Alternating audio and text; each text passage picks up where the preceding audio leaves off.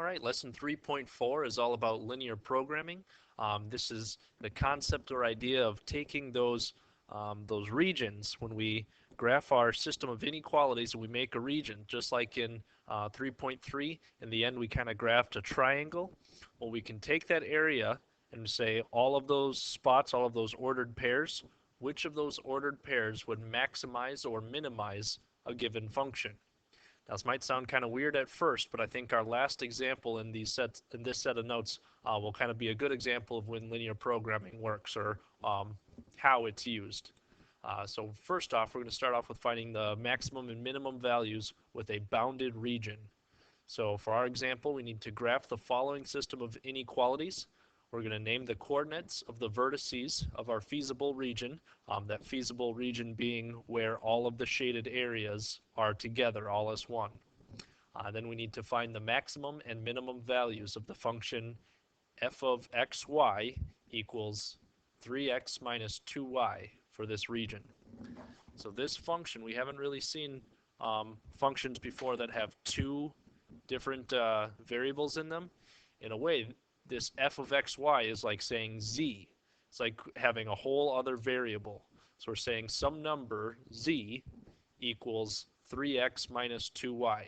And we want z either to get really, really big, we're going to maximize it, or we want it to be very, very small, we're going to minimize it. So we're trying to maximize or minimize that function given the values from our system of inequalities. So before we can go on to that, first off, we need to find where that bounded region or that triangle looking thing is going to be. So we can see here we've got three inequalities. X is less than or equal to 5, y is less than or equal to 4, and x plus y is greater than or equal to 2. Now, before we can graph this, we first want to change everything to a slope-intercept form to make it nice and easy to use. So for this last one, if we simply just subtract x from both sides, change it to y is greater than or equal to negative x plus 2, now it's in a much more accessible or easy to graph form.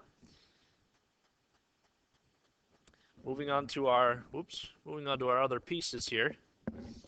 After we have them each in a graphable form, we just go on creating our lines and shading our areas. So we'll look at our first one, our first inequality. X is less than or equal to 5.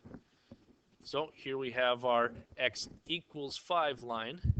And since it's less than or equal to, we have a solid line that we're going to draw right there. Because we want everything less than that, we're shading all of this area over here.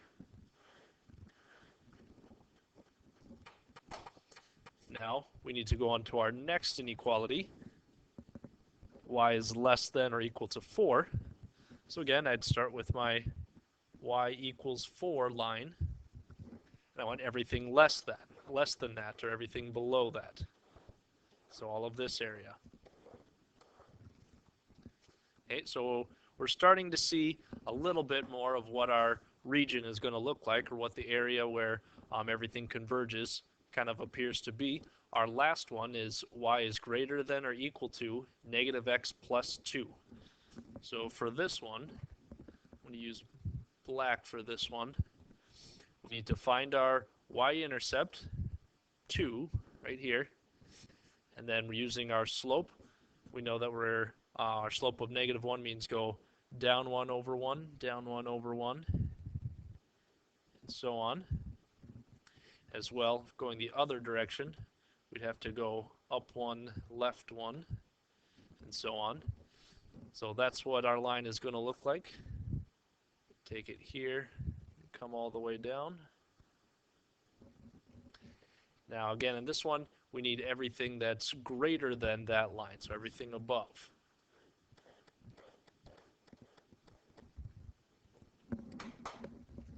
So it looks like in this case, our vertices are these corners right here. And the spot where everything is shaded is all of this area. So this is what's called our feasible region.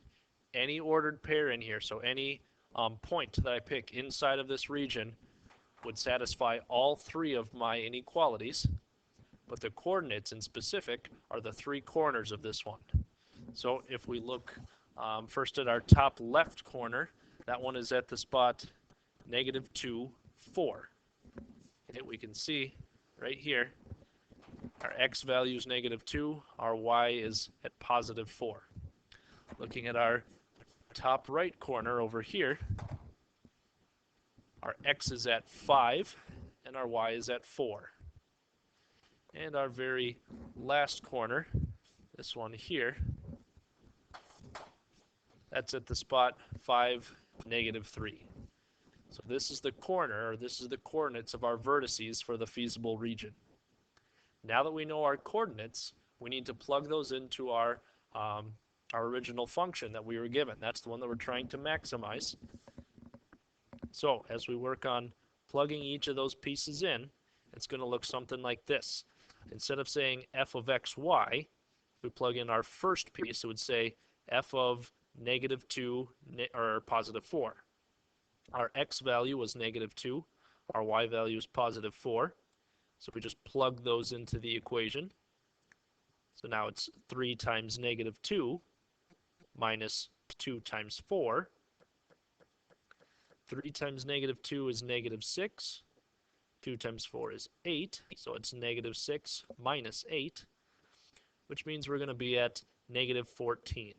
That would be the value of that function at that spot, or at that coordinate. Moving along with our other coordinates, if we find f of 5, 4. Okay, again, our x value is 5, our y is 4. We just plug those values into the function. So now it's 3 times 5 minus 2 times 4.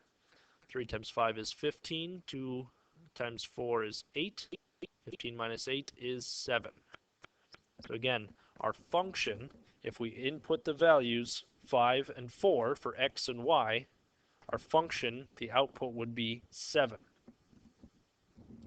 And for our last one, if we're plugging in, move that one a little bit down, if we plug in 5 and -3, 3 and 5 again, minus 2 times -3, it's going to become 15 minus -6. 2 times -3 is -6, and we're subtracting it, so it's actually like adding those values. So we could actually get to 21. At this point now, we have found our three values.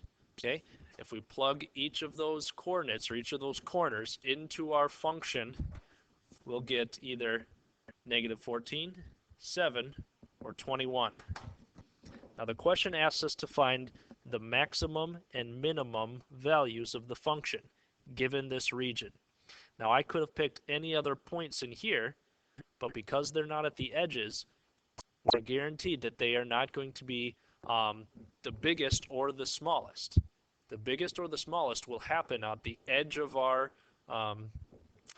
region, so we have to use the corners to find that.